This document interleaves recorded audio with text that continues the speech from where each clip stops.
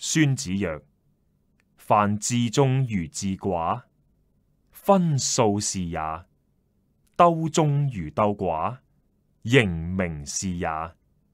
三軍之中，可使必受敵而無敗者，其政是也。兵之所加，如以斷頭崙者，虛實是也。凡戰者，以正合，以奇勝，故善出奇者，無窮如天地，不竭如江河。終而復始，日月是也；死而復生，四時是也。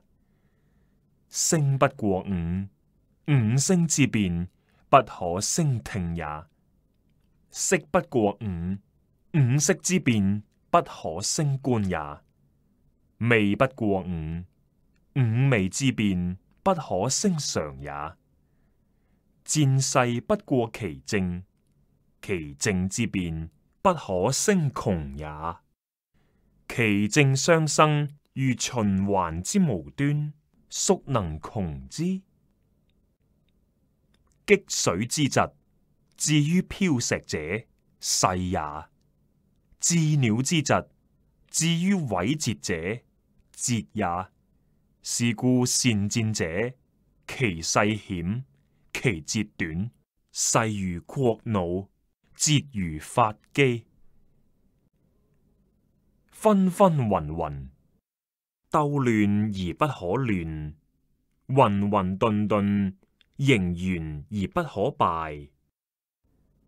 亂生於治，協生於勇，弱生於強。治亂數也，勇協勢也，強弱形也。故善動敵者，迎之，敵必從之；與之，敵必取之。以利動之，以卒待之。故善戰者，求之於勢，不責於人，故能擇人而任勢。任勢者，其戰人也。如鑽木石，木石之性，安則靜，危則動，方則止，圓則行。